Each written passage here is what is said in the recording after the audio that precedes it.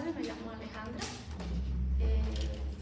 Como sabemos, tanto los riñones como los pulmones desempeñan un papel importante en el equilibrio de ácido-base debido a su capacidad para ajustar la tasa de excreción de ácido a las necesidades homeostáticas. Posteriormente, la excreción urinaria establece el equilibrio de ácido-base y elimina hidrógeno, que genera el bicarbonato perdido en la reacción tapón original que explicó mi compañero y posteriormente lo vamos a explicar.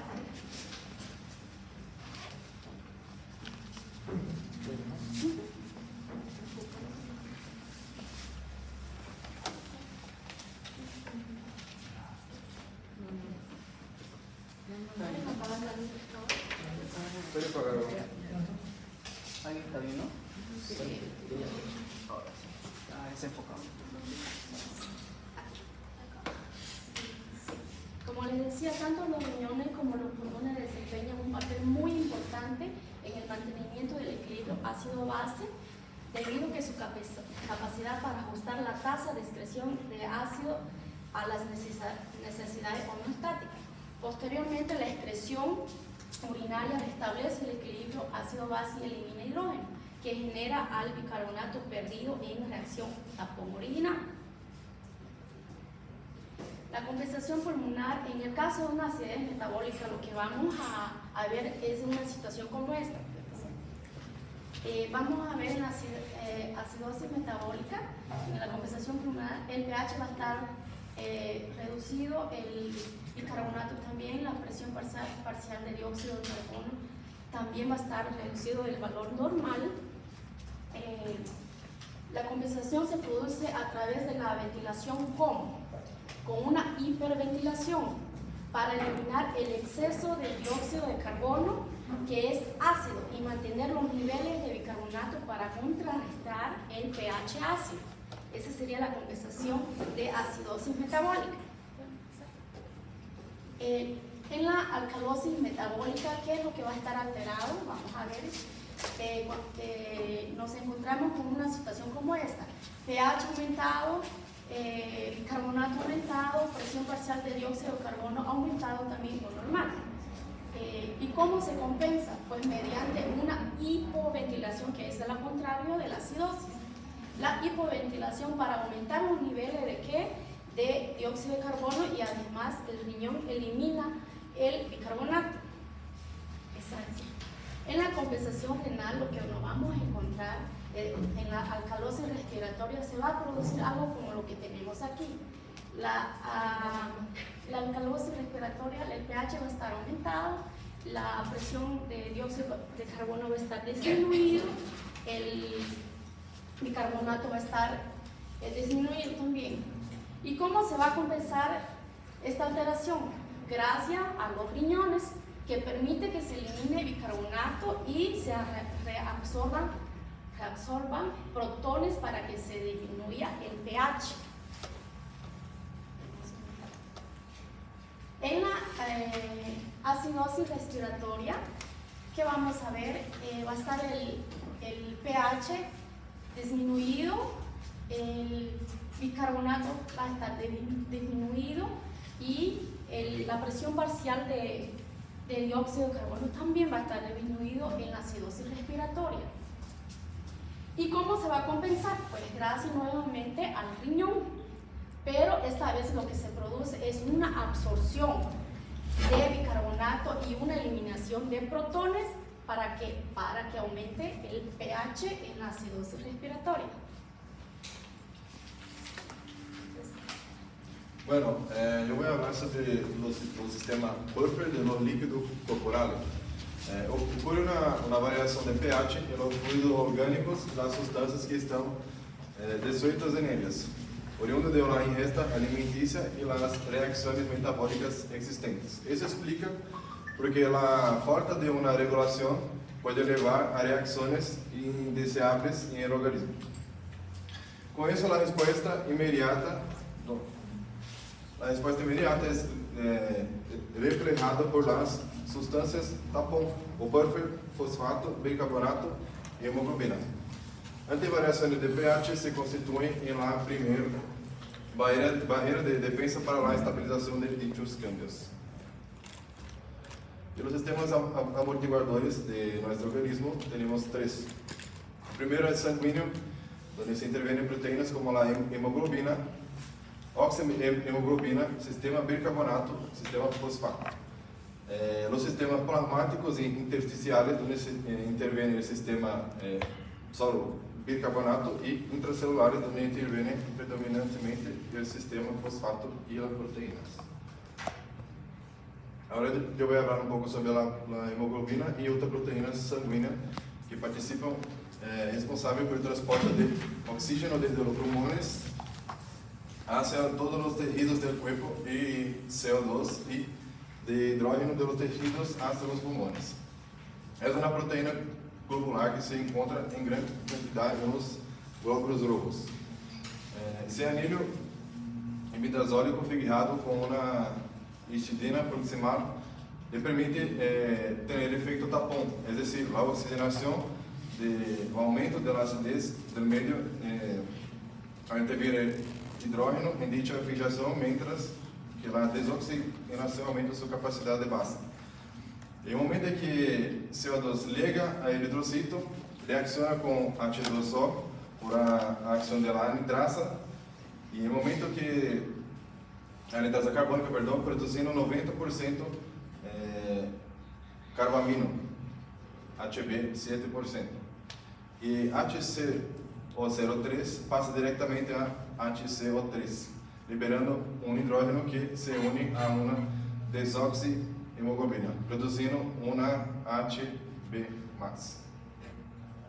Deteniendo los hidrógenos por cada H2 que perde esta forma a maior quantidade de CO2 de transporte, produzindo um processo inverso a nível pulmonar.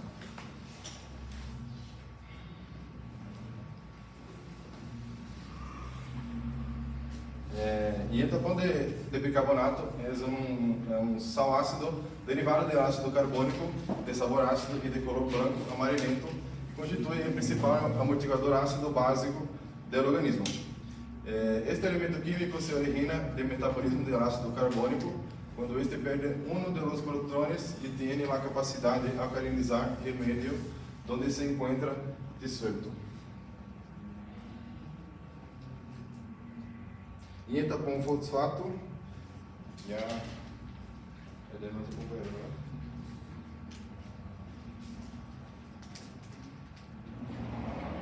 Bueno, el tapón fosfato, la vía de la pentosa fosfato, es una vía secundaria del metabolismo de la glucosa con el objetivo de reducir en ADPH, que van a producir pentosas como las ribosas y para la formación de ácidos nucleicos, y la formación de monosacárido fosfato para la producción de CO2. El HCO3, producido en el interior de la célula, luego del proceso tapón de la hemoglobina, difunde de la membrana del glóbulo rojo e intercambia con los iones de cloro del plasma, mediante el mecanismo denominado desplazamiento del cloruro.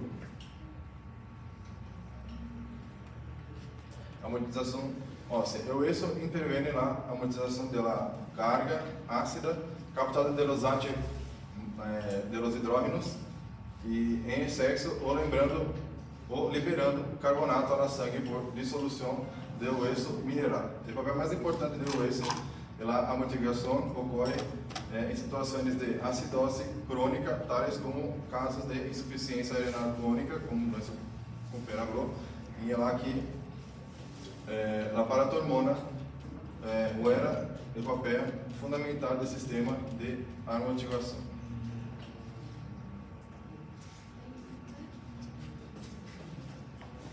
Las normas del equilibrio ácido-base. Un ratito, por favor. Chauvin, Benjamín, Sí, ¿dónde está? aquí. Ya. ¿Qué has entendido de ácido base? Bueno, ¿Qué es una gasometría? La gasometría sería un estudio los cuales va a estudiar los gases en sangre, Ya. entiendo, Sí. y que puede ver diferentes estudios de parámetros como por ejemplo que es Hable más fuerte su compañero. Ok. Como los gases, el sangre, como diferentes parámetros, como tenemos también en la pizarra, como sería la presión de dióxido de carbono, tenemos también lo que es el carbonato, el oxígeno, la saturación de oxígeno, con lo cual podemos saber con el paciente si puede tener una acidosis, una alcalosis, bien podría ser una metabólica o una respiratoria. Aquí es muy importante la hematosis en el paciente, ¿o no? La hematosis. La hematosis, es importante ya que es su capacidad de receptar el intercambio de gases a través de una membrana, ¿no? Ya, está bien. Fernández Carolina. Carolina. ¿Cuánto es el valor normal del pH? De 7,35 a 7,45. Muy bien. De la presión parcial de oxígeno. De 80 a 100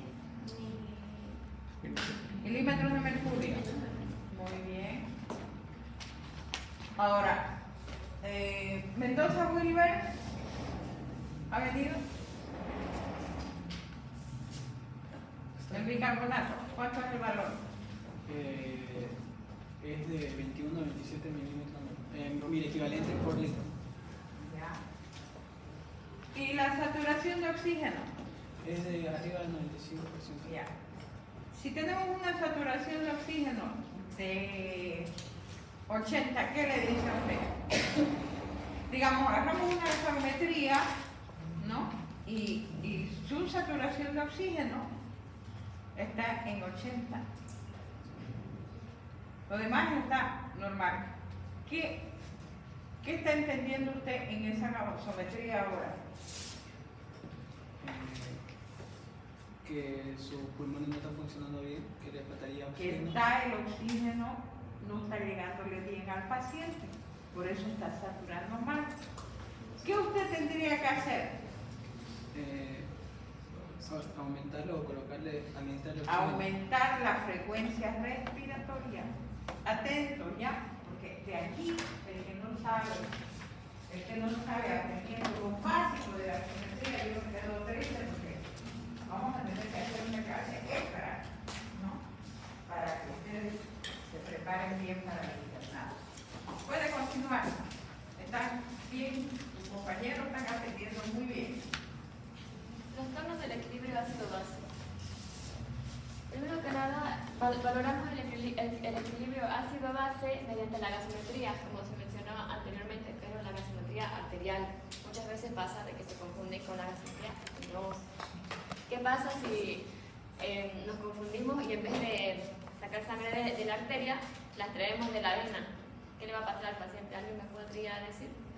¿O cómo se saca Al paciente, una sangre arterial? ¿Qué va a salir de la gasometría? Sí. ¿Cómo se saca una sangre arterial? Enséñale a tus amigos. Hasta en los libros lo dicen, ¿no? ¿Cómo se saca una sangre arterial? La pregunta va para los 4 que están exponiendo. Asignante la exposición, doctora. Ya, está bien. Pero es que tiene que explicarse ahora porque ellos tienen que saber que la arterial es la que vale y la venosa es la que no vale. Porque si usted pone aquí la manito y le pone el rodillo, ¿no ve? Le pone la arteria radial.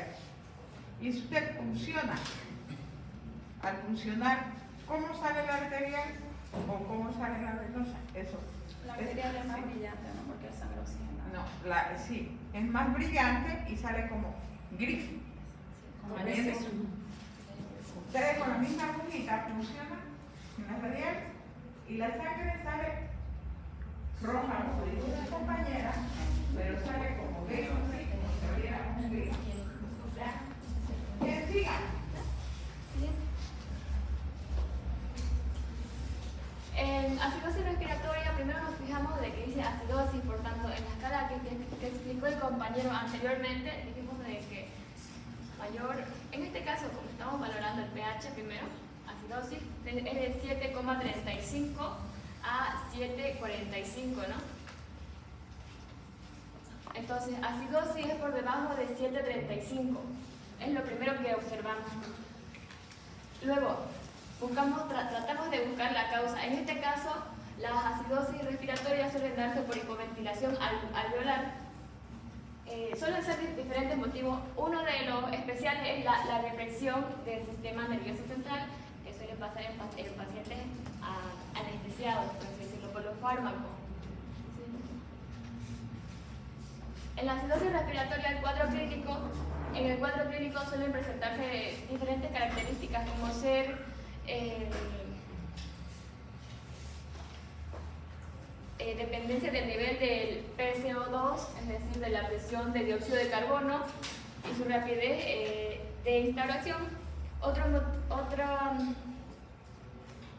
Otra cosa que se puede presentar sería la hipercapnia crónica, que se asocia a la hipertensión pulmonar y corpuscular. El tratamiento que suelen darle a estos pacientes, bueno, acá en las imágenes podemos observar, por ejemplo, a un paciente que está recibiendo oxigenación mecánica. El tratamiento que se puede presentar sería la compensación.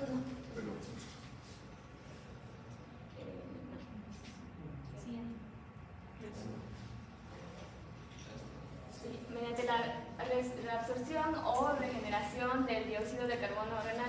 Acá viene bastante lo que dijo mi compañera anteriormente sobre cómo compensar, cómo hacer de que ya no sea una acidosis respiratoria, tratar de equilibrar ambos lados, ni para que sea acidosis ni para que sea alcalosis.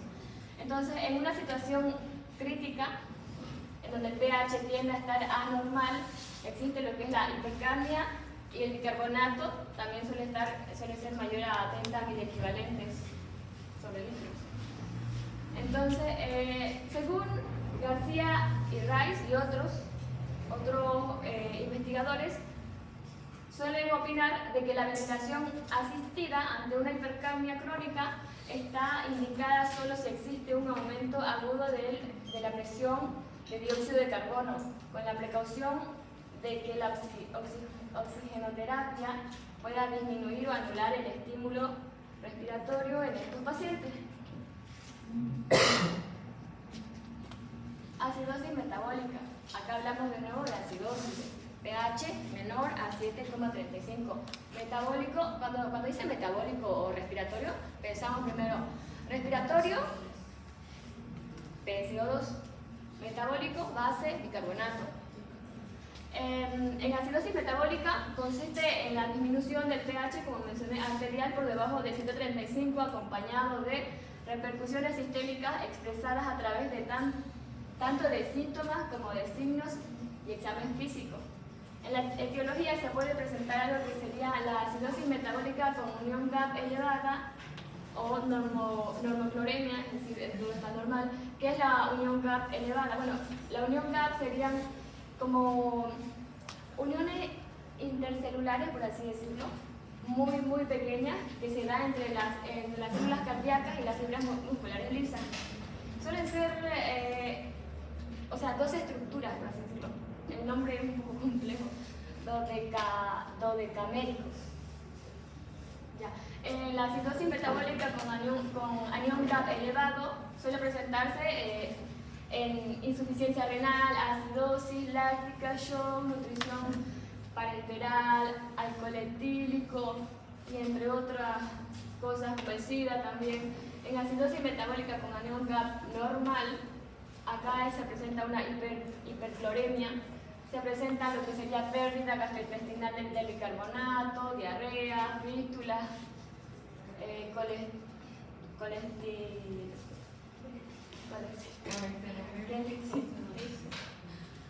Cuando hablamos de acidosis metabólica, algo que tenemos que tener en cuenta es que se debe a la reducción del bicarbonato. En cambio, en la acidosis respiratoria, lo que se debe tener en cuenta es la reducción de la ventilación.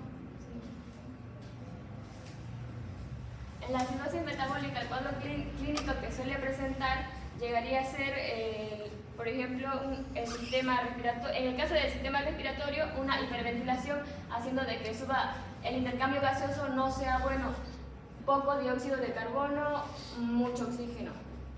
No está ni bien de que esto esté muy elevado, ni de que esto esté muy bajo.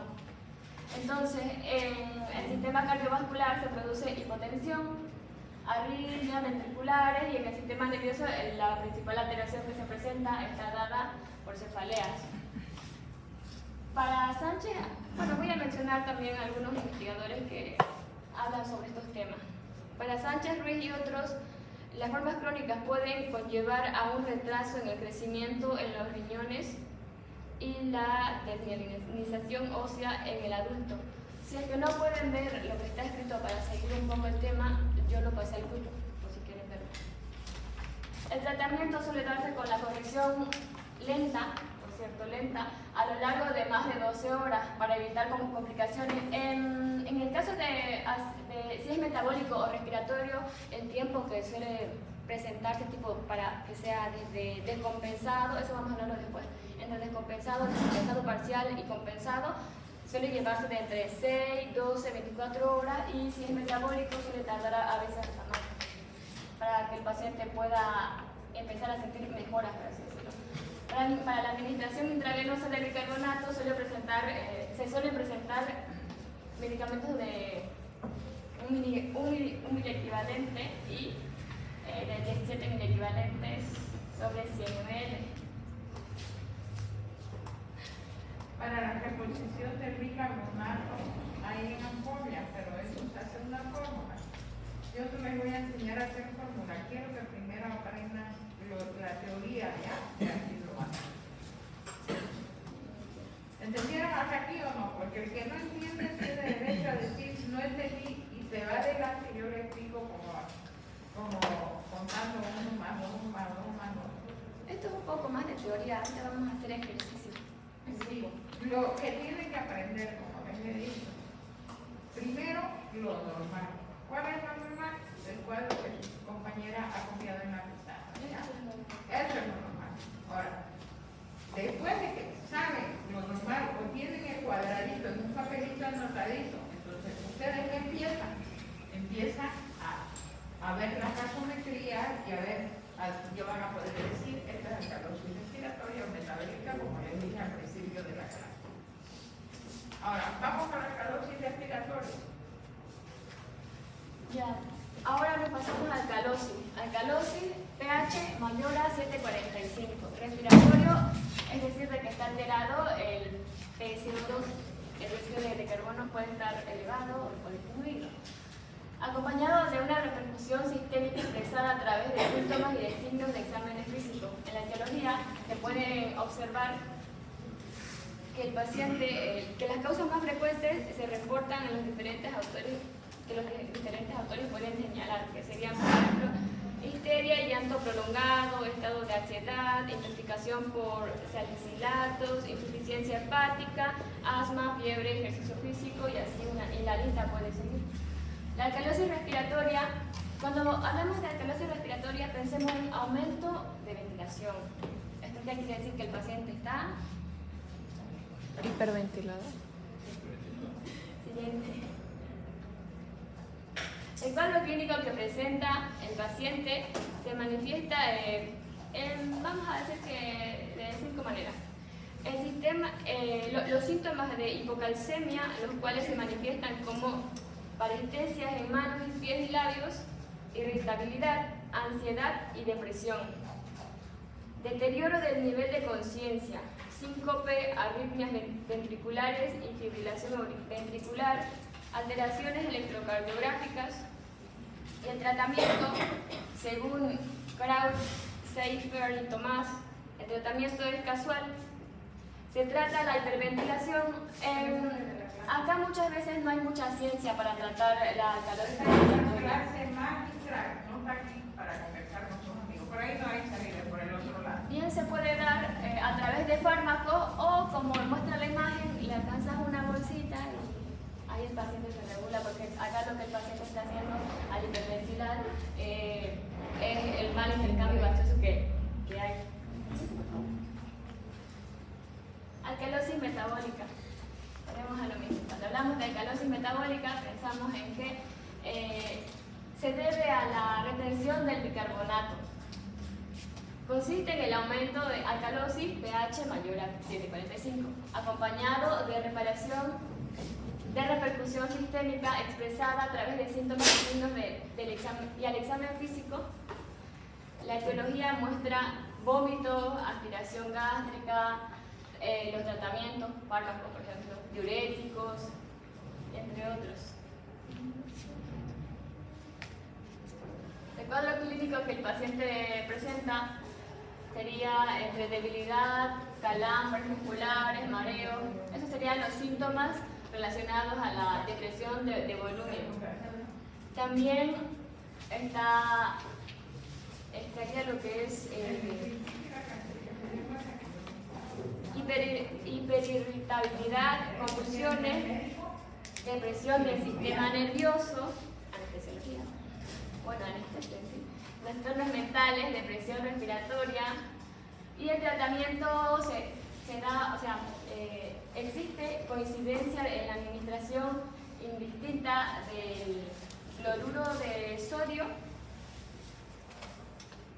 y dependiendo de la severidad de la hipercalemia, ante casos de alcalosis severa o persistente puede requerirse cloruro amónico, el cual se administra en soluciones intravenosas al 1 o 2%. Esto sería más o menos como un mapa conceptual. Si el pH está menor a 35, acidosis. Si el pH está mayor a 7,45, alcalosis. Saquen fotos si quieren o copien ese cuadro para que aprendan bien. ¿Me pasas no por igual?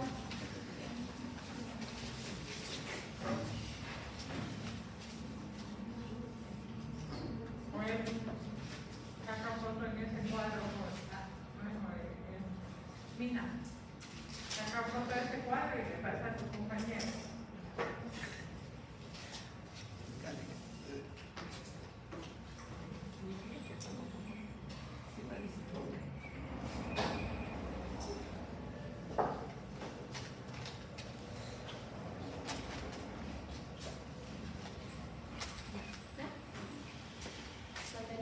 Hemos dicho que si el pH está menor a 7,35, acidosis. Si está mayor a 7,45, alcalosis. Primero nos guiamos por eso. Luego, vemos si nuestra acidosis es de origen respiratorio o metabólico. Va a ser de origen respiratorio si la presión de dióxido de carbono es mayor a 7,45 milímetros de mercurio. Y la acidosis respiratoria tiene una compensación renal, como lo mencionó mi compañera anteriormente. En el caso de ser metabólico, de origen metabólico, perdón, vamos a fijarnos en el bicarbonato. Va a estar menor a 22 milímetros de miliequivalentes sobre litro. Y de compensación, y es como que esto falla, esto lo arregla. Esto falla, esto lo arregla. Por así decirlo, para que se entienda. Para que sea más o menos equilibrado. Traten de recuperar de la homeostasis. En el caso de alcalosis, nos fijamos de qué origen es, si es respiratorio o metabólico. Alcalosis es porque hay mucha concentración de bicarbonato, ¿no? Ya, entonces, el PCO2 va a ser menor a 35 milímetros de mercurio, de origen respiratorio. ¿Cuál va a ser, de qué manera va a intentar compensarse? De manera renal.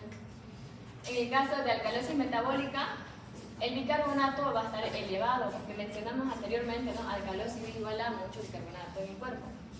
Mayor a 26 miliequivalentes sobre litro, de origen metabólico. La compensación que va a haber va a ser de origen respiratorio.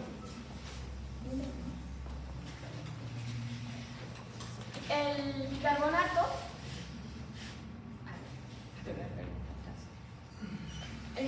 es directamente proporcional al pH. ¿Qué quiere decir? Que si el pH está elevado, el bicarbonato va a estar elevado. Si el pH está disminuido, el bicarbonato va a estar disminuido. Eso es lo contrario a la presión del dióxido de carbono. Sí, a la presión del dióxido de carbono. Porque el dióxido de carbono, a comparación del bicarbonato, es inversamente proporcional al pH. ¿Qué quiere decir? pH elevado, bicarbonato bajo.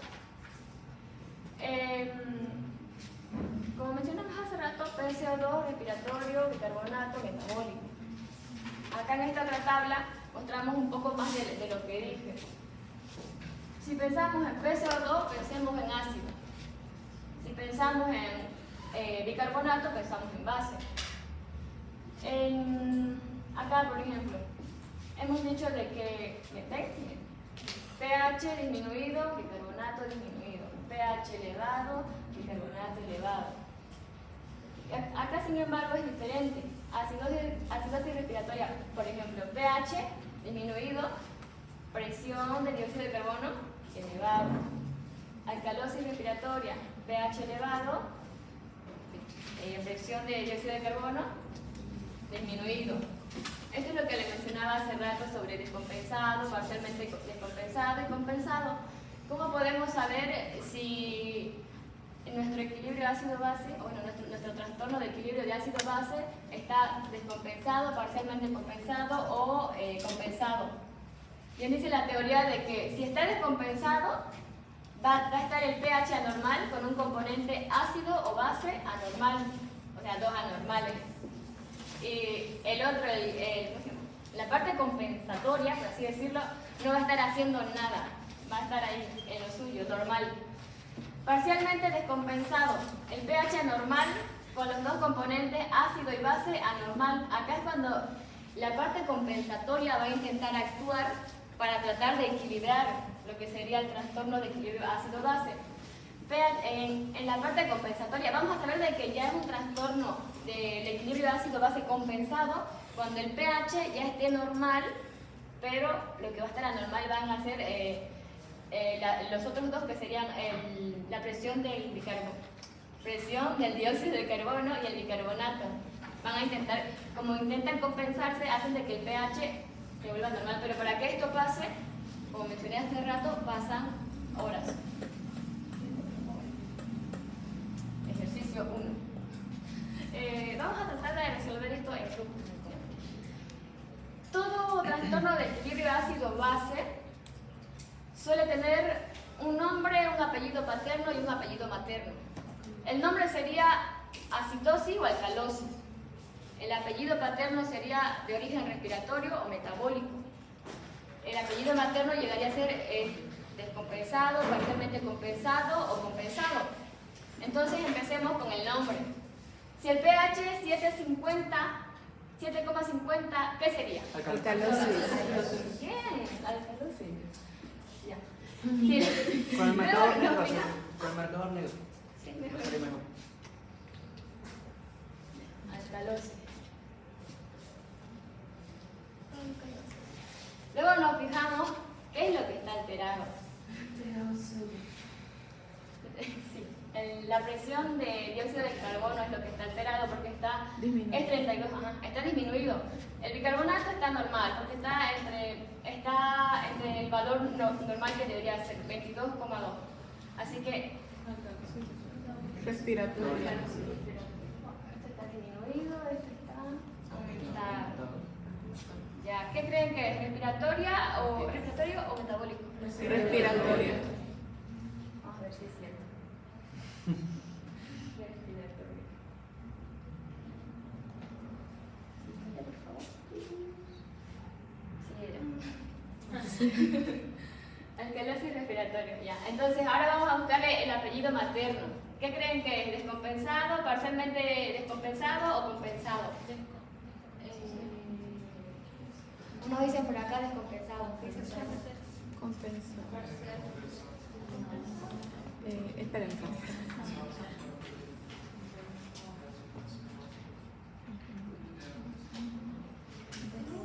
Siguiente.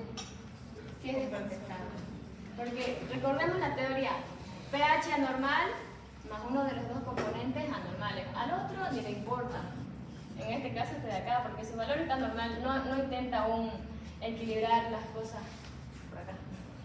Siguiente ejercicio, por favor. Atrás.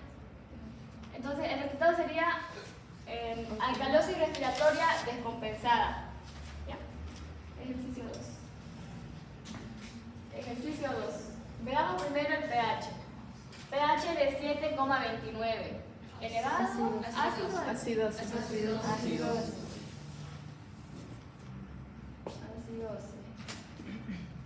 Luego vemos cuál de los dos está alterado.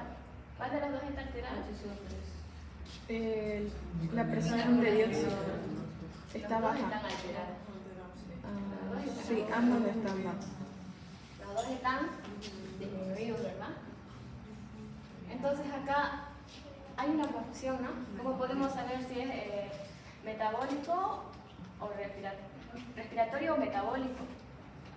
Hemos empezado con que es acidosis, ¿no? Acá tenemos algo que nos puede ayudar. Si la presión de dióxido de carbono está bajo, ¿quiénes pueden ver la diapositiva? ¿Tienen también la diapositiva? ¿Sí? Bueno, me siguen los que pueden verlo. Si la presión de dióxido de carbono está bajo, se inclina más a lo alcalino, ¿no?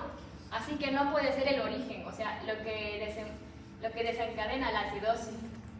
Entonces, vemos el otro de que el bicarbonato está bajo. El bicarbonato sí provoca una acidosis. Entonces, ¿qué creen que sea? ¿Metabólico o respiratorio? Metabólico. Sí, es metabólico. Metabólico. Entonces, ¿qué intenta hacer el PCO2 acá? ¿Por qué está bajo? Siguiente, por favor. Ya, entonces el apellido materno, ¿cuál sería? ¿Descompensado, parcialmente compensado o compensado? Compensado. ¿Por qué compensado? ¿Qué han elegido compensado? Es parcialmente descompensado, porque si fuese compensado, el pH estaría normal. Es compensado cuando el pH es normal, parcialmente descompensado cuando todos están alterados, por así decirlo. Miren, acá por ejemplo, pH bajo, PCO2 baja, todo está bajo, todo. Así que no puede ser compensado. ¿Ya? Parcialmente descompensado. Vamos a hablar un poco sobre las alteraciones mixtas. Esto suele pasar más que todo cuando las enfermedades pueden coexistir tanto renal como pulmonares. Pueden coexistir. Acá se puede presentar alcalosis respiratoria más alcalosis metabólica, acidosis metabólica más alcalosis respiratoria. Es una combinación interesante de ambos trastornos. La simetría.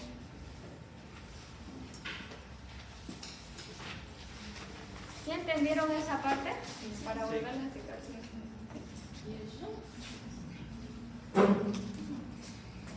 Buenas tardes a todos. O sea, lo va a pasar al grupo, ¿no? Para que mis compañeros tengan el tema para que estudien, porque esto va a entrar al segundo examen. Ya lo pasé al grupo, doctora. Muchas gracias. Bueno, continuando con lo que es gasometría, ya los compañeros han explicado más a detalle cuáles son las variables dentro de la gasometría, pero repasando un poquito en el concepto, tenemos que la gasometría arterial es una prueba diagnóstica invasiva que sirve para valorar la función pulmonar. Gracias a ella es posible valorar el equilibrio ácido-base, la ventilación pulmonar y la oxigenación arterial, que se miden a través de estas variables: la presión parcial de oxígeno, la presión parcial de dióxido de carbono, el pH sanguíneo y el bicarbonato de sodio principalmente. Entonces acá tenemos los valores, como ustedes ven, en algunas literaturas pueden variar, ¿no?, los parámetros, pero más o menos esos son los rangos. Puede pasar, por favor. En cuanto a la presión parcial de oxígeno, es la presión ejercida por las moléculas de oxígeno que se encuentran disueltas en el plasma sanguíneo en un determinado momento, sin incluir aquellas que se encuentran unidas a la hemoglobina. Este valor disminuye conforme a la avanzada edad. En cuanto a la presión parcial de dióxido de carbono, la presión ejercida por las moléculas de dióxido de carbono libres en el plasma. A diferencia de la presión parcial de oxígeno, es el valor que se mantiene constante con el paso de los años.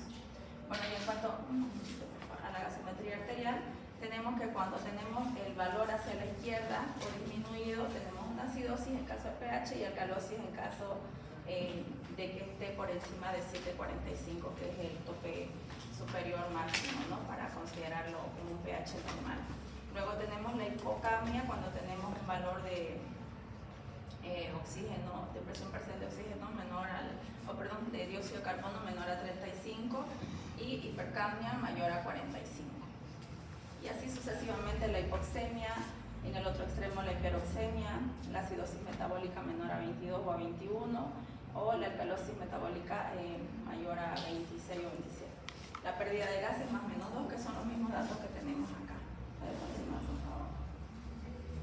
También hablamos del pH, que es la medida que refleja la cantidad de hidrogeniones en sangre. Su valor es numérico e indica el grado de acidez en un medio. También tenemos el ion bicarbonato, que es el anión derivado del ácido carbónico. El ácido base es la reacción química que tiene lugar entre un ácido y una base cuyos productos resultantes son saliados.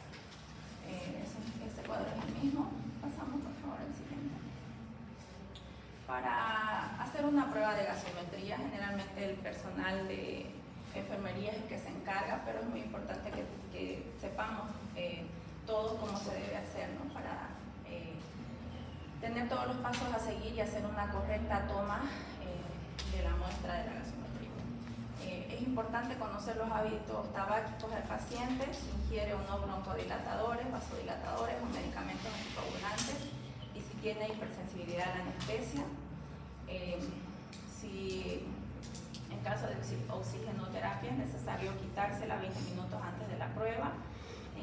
Debe estar también en posición de sedestación 10 minutos antes de la prueba, o sea, tiene que estar tranquilo, relajado. También se debe realizar la prueba de Allen en caso de que se vaya a realizar la gasometría arterial radial.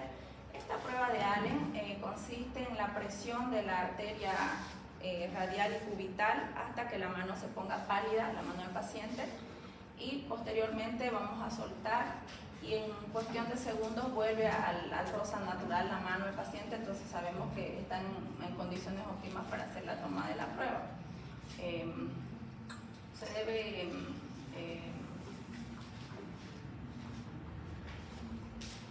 se valora también la compresión del plexo braquial y la arteria subclavia a su paso por el desfiladero torácico. Eso es para que tenga una correcta paso la sangre por los vasos, ¿no? El paciente se encuentra en sedestación y la realización consiste en hacer una abducción de 90 grados y rotación externa del hombro y con inclinación y rotación contralateral cervical. El sanitario palpa el pulso radial mientras se le solicita que haga una inspiración. Es importante la administración de heparina para que la sangre no se coagule, ¿no?, en la extracción y pueda llegar en óptimas condiciones al laboratorio, que es donde se van a hacer los análisis que nos van a arrojar estos datos. Puede continuar, por favor. ¿Por qué Manuel? ¿Dónde está? ¿Escuchó cómo se prepara la sangre para llevar al laboratorio para realizar una gasometría?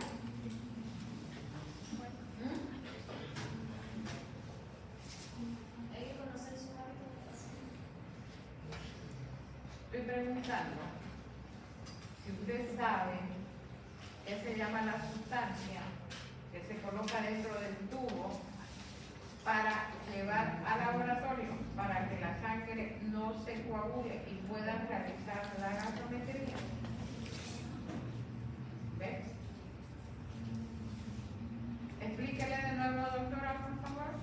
Bien, cuando el sanitario va a hacer la extracción de sangre del paciente, la jeringa debe contener heparina, que es una sustancia que va a evitar la coagulación de la sangre para que posteriormente cuando sea enviada al laboratorio no esté coagulada, ¿no?, y esté en óptimas condiciones para realizar las mediciones. Pregunta de examen, el segundo y el último. Bueno, ¿y para qué es importante la gasometría? Estamos estudiando los parámetros, estamos hablando de qué situaciones se presentan en acidosis, en alcalosis, los mecanismos compensadores. ¿Para qué es importante la gasometría? Nos consultamos. Estos datos nos van a ayudar a que tomemos decisiones tanto en el ámbito farmacológico como en el ámbito no farmacológico, ¿no? En un sentido de que si es farmacológico, qué medicamento se va a aplicar al paciente para volverlo al estado de homeostasis, que es lo que se busca. Y cuando hablamos de tratamientos no farmacológicos, por ejemplo, si el paciente ha mejorado de su condición por la que digamos que ha sido intubado. También estos parámetros nos van a ayudar a hacer el retiro o sea, a que deje de estar intubado. Bueno, tenemos estos datos. Yo les he hablado de los principales, pero adicionalmente tenemos la metahemoglobina, que es una hemoglobina derivada que no puede liberar el oxígeno en los tejidos. La carboxiemoglobina es una hemoglobina que tiene un componente de monóxido de carbono al que se ha unido, y generalmente estos valores están altos cuando hubo alguna intoxicación por monóxido de carbono. Y los demás datos ya los hemos comentado. ¿Quién terminó? Va a continuar Rafael con la exposición.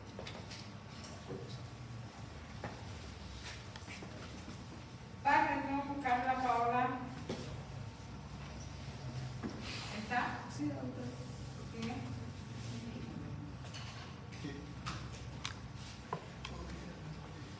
¿Sabe algo del monóxido de carbono, Paz?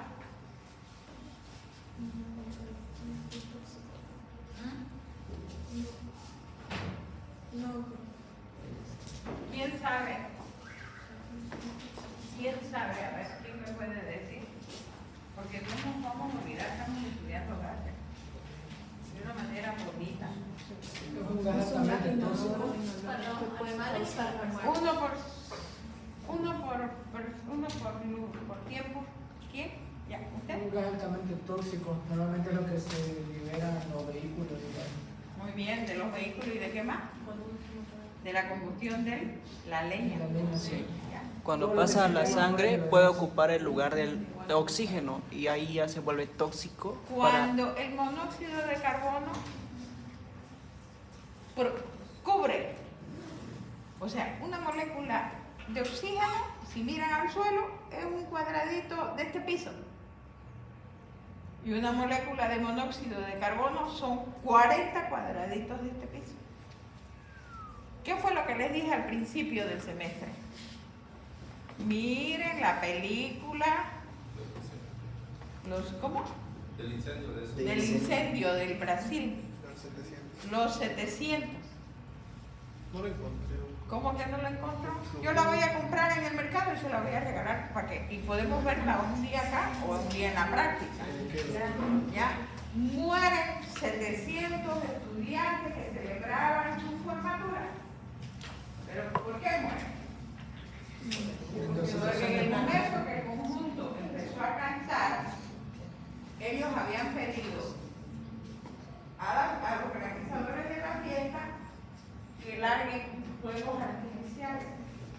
Y así como están estas cortinas en la pared, también estaban cerca de la pared donde empezaron los gases artificiales, empezaron a quemar las cortinas y el techo era protegido, aquí estumbado, de los huevos, esos, ¿cómo se llama? Los mapios de huevo eran que protegían el tumbado.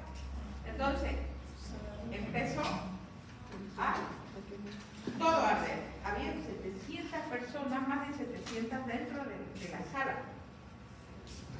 Y si una molécula de oxígeno, 40 veces una molécula de monóxido la capta, empezó el pánico que tenían ellos y no podían respirar. Imagínense el desastre que experimentaron esas personas. Y hay personas que han sobrevivido y cuentan ahora su historia, pero no se olviden, si ellos hayan tenido otra puerta de salida, no, porque era una sola puerta, imagínense, para 700 personas. Empezaron a caerse al suelo, empezaron a desmayarse, la gente dejara por salvar su vida, corría, empezaron a llamar a sus padres, bueno, y solo un médico en esa ciudad. Pero alguna vez ellos les enseñaron que tan dañino era el monóxido de carbono. Sabían los del conjunto, cuando empezó a arder, en vez de avisar a la gente, ellos huyeron primero. Murieron muchos estudiantes. Una pena. Porque si ellos, al darse cuenta de que estaba ardiendo, los fuegos artificiales ardieron en toda la sala, lo legal era que se hayan turnado y hayan salido arrastrándose por abajo. Porque el monóxido de carbono tiende a impregnar el aire. Si yo ahorita digo, alguien que fuma, parece en esa esquina, y encienda sus cigarrillos, en menos de un segundo, llegan hasta donde yo estoy, impregna, quita los oxígeno. ¿Por qué en países o en ciudades donde hay mucha combustión de carbono por la fábrica prohíben a los niños menos de 1 metro que salgan a las calles? Porque ese monóxido le puede causar enfermedad a los niños, ¿no? Inclusive en las minas. También, ¿por qué sobrevivieron, les digo, en la mina de Chile? Por el agua. Por el agua. Porque tenían oxígeno en el ambiente, aunque ellos fueron tapados y no tenían por dónde salir, pero por medio de la mina cruzaba un río, y el río que trae agua y purifica el ambiente. Entonces sobrevivieron, gracias a Dios, los 33, y como siempre tiene que haber un polimariano entre medio. No han preparado nada sobre el monóxido, ¿no? ¿Han preparado? Ya. Vamos a hacer en una de las exposiciones como trabajo científico, de nuevo los gases, o ustedes lo presentan como trabajo científico aumentando esa parte, ¿ya? ¿Entienden? Sí. Para defender el trabajo científico ya tienen su tema, pero aumentan esa parte. ¿Está bien? Si quiere puedo explicar. ¿Ah? La próxima entonces, ya está bien. Si quiere. Lógico, la próxima clase, antes del examen, podemos hablar un poquito, si me den razón. Si me dan permiso, porque yo no sé, ahora todo el mundo se queja de que yo. Bueno, puede continuar. Bueno, solo para finalizar, bueno, gasometría arterial en embarazo en altura, en altitud. Bueno, no sé si ustedes ya saben, aquí tenemos 400 metros de nivel del mar. ¿Está bien? La Paz tiene 3.600 a nivel del mar. La Paz. Y algunos estudios muestran, algunos estudios muestran la malformación de los niños en embarazo. Ejemplo, las mayores personas que existen en el mundo es la Holanda.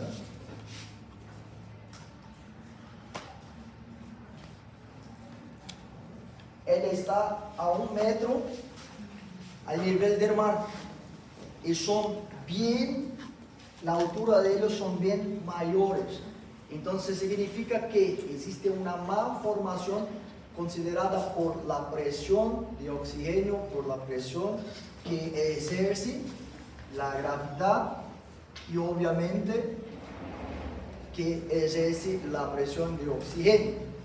Bueno, en Nepal, lo nivel de él es igual a La Paz, lo nivel de mar, y las alturas de él son bien bajas, son así, la altura tiene como a 60 centímetros de altura, las personas, la mayoría, no los medianos, son 60 centímetros de altura, y el nivel de él llega a 8.000, hay montañas a 8.800 metros al nivel del mar. Entonces, los estudios que CERCE muestra que existe esta falla que hace con que a la malformación de los niños en embarazo considere esto.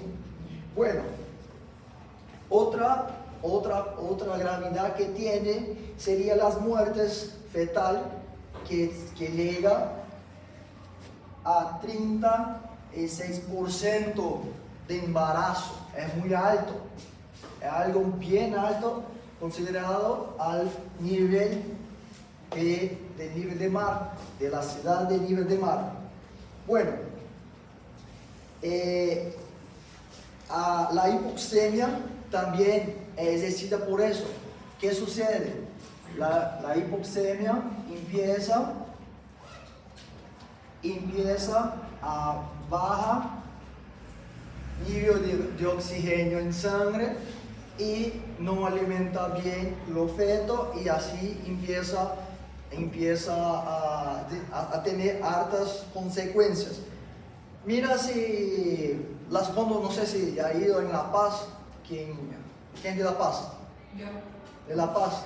Las personas, hasta las personas de allá, caminan y viven allá, pero ellas caminan así un ratito y respira fuerte. ¿Qué sucede? La presión hace con que tenga hipoxemia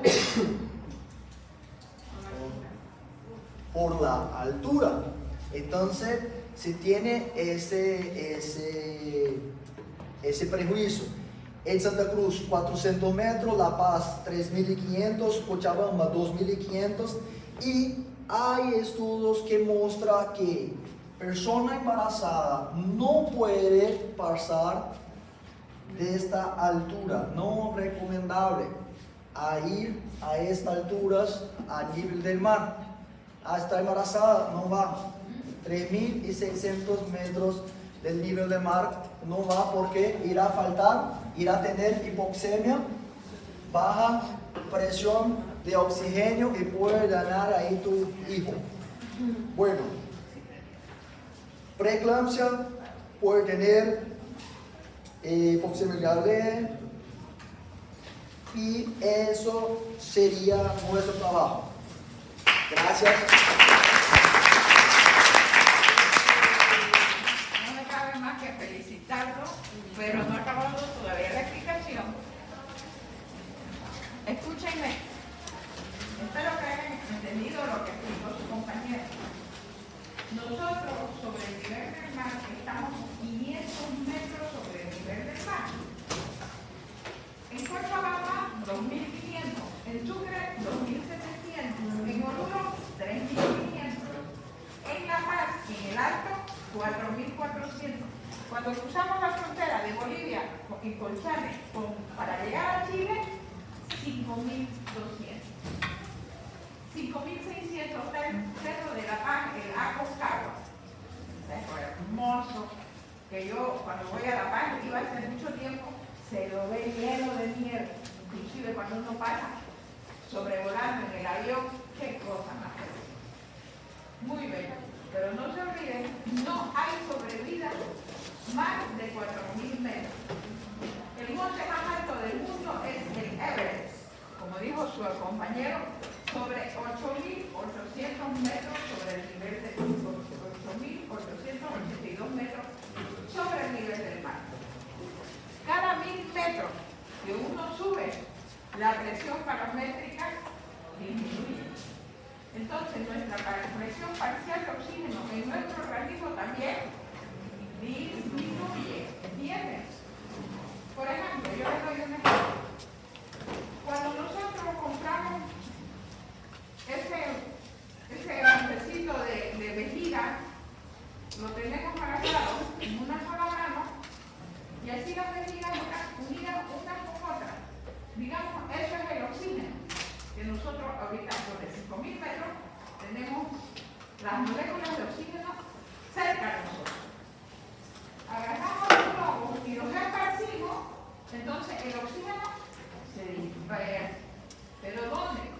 A medida que va subiendo el nivel del mar. Yo lo felicito a sus compañeros porque solo un verdadero médico se perfila desde la universidad.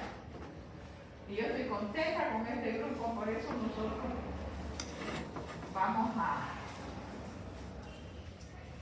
viajar, si Dios quiere, no se complican las cosas, en lluvia, vamos a ir a hacer la misión. No se olviden que quiero que me den el examen el día martes. No quiero ni una X, sí, ni una X no.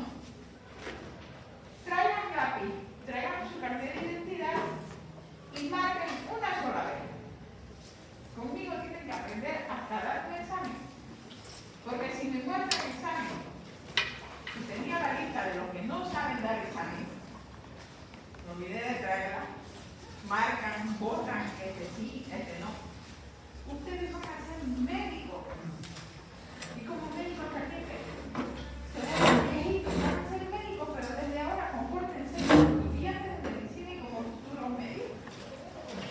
No se amontonen, no pregunten, porque yo me tiro 3 días haciendo 8 diferentes exámenes.